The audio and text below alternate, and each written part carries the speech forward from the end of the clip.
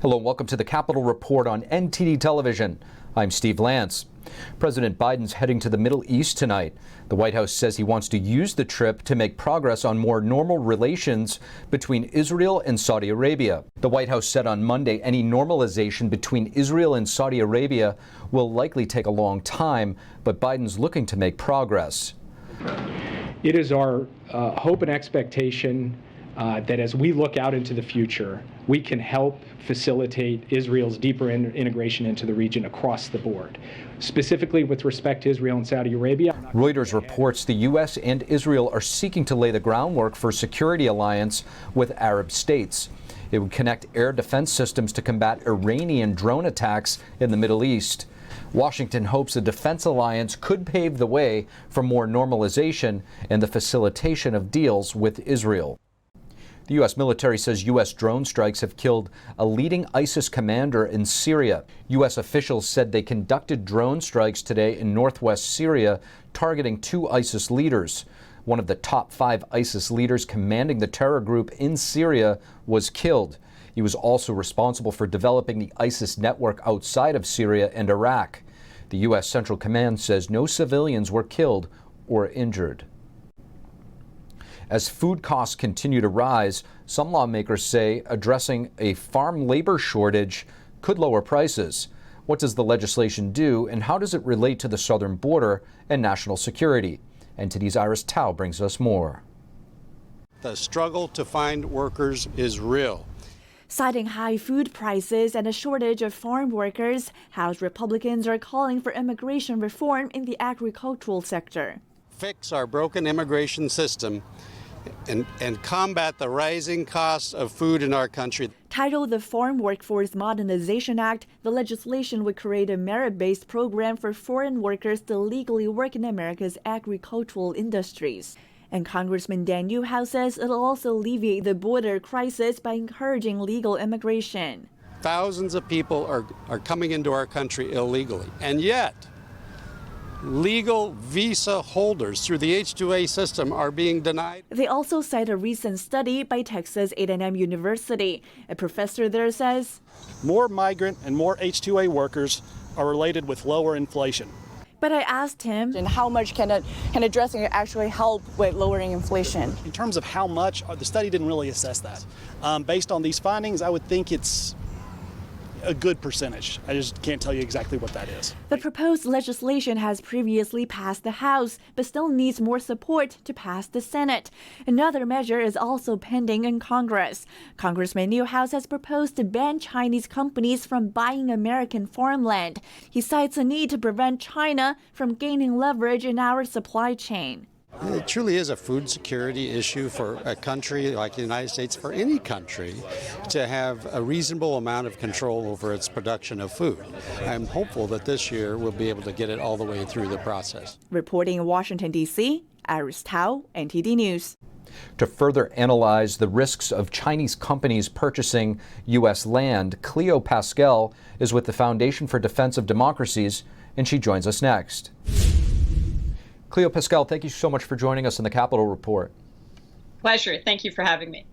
Cleo, companies linked to the Chinese Communist Party have been buying up U.S. real estate and land. Now there's cause for concern about China purchasing U.S. agriculture, most recently a large purchase in North Dakota. Is there any cause for concern here? Yes, multiple causes for concern. So first of all, there's the fact that it's agricultural land.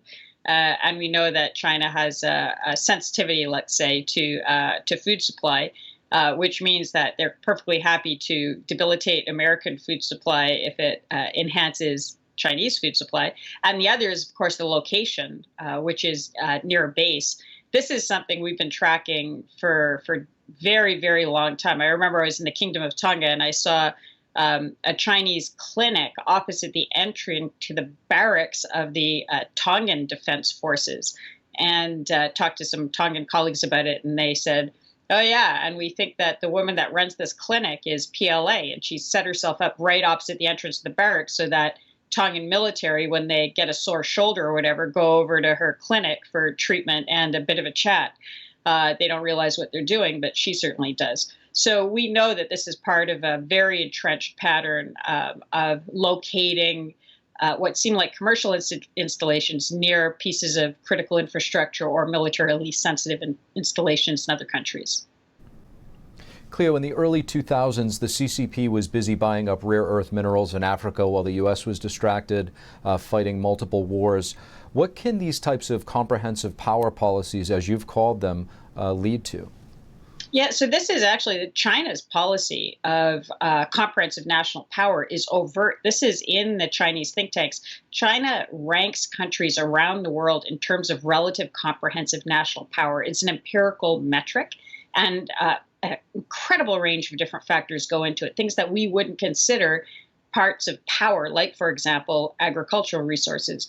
They have military, economic, intellectual property, but all of these other things as well. So in that sense, feeding all of these things into the Chinese system, or a system that China can control, increases China's comprehensive national power and decreases the comprehensive national power of the target countries. So this is very much consistent with the driving force behind a lot of their foreign policy decisions. Now, the FBI director just called China the biggest threat facing the West, warning about stealing technology. Does the threat, it sounds like it obviously does, go beyond the theft of intellectual property? And what is your take on the FBI director's warning? It was great to hear it, and it was good to hear the UK MI5 director reiterating it as well. It's something that everybody knows. If you talk to the people in North Dakota, they're very concerned about this farmland purchase as well. We know this on the ground. If you're anywhere near any of these Chinese installations or commerces, or if your community has been destroyed by fentanyl or anything like that, you know what China's comprehensive national power push looks like, how it's parasitic, it sucks everything good out, all capital, intellectual property, research, brings it back to China and leaves behind it a devastating trail of destroyed communities, families, and countries. Cleo Paskal, thank you so much. Thank you. Welcome back to NTD's Capital Report. I'm Steve Lance. NASA shared the first images from the $10 billion James Webb Space Telescope earlier today. It's the largest space observatory ever built and was launched into space last December.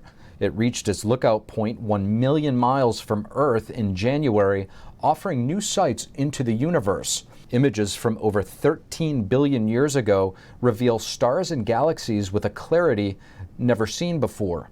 President Biden was visibly impressed as he unveiled an image during a presentation with NASA at the White House. But light where stars were born and from where they die. Light from the oldest galaxies, the oldest documented light in the history of the universe, from over 13 billion, let me say that again, 13 billion years ago.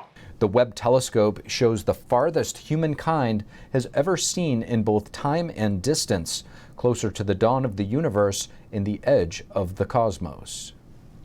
President Biden and First Lady Jill Biden hosted their first annual congressional picnic today. The event is a White House tradition of putting politics aside and spending time with the family members of Congress on both sides of the aisle. It's hard to look at someone who you strongly disagree with and make it personal when you know they have a son or a daughter that has a problem. It's hard when you get to know people because you see through the humanity, and it changes things. The White House picnic was initiated by President Harry Truman in 1945. Each first family has a theme and organizes games for the children. In 2018, then President Trump postponed the congressional picnic because of the crisis at the southern border when children were being separated from their parents. Thank you for watching the Capital Report. If you want to see our full broadcast, check us out at epochtv.com.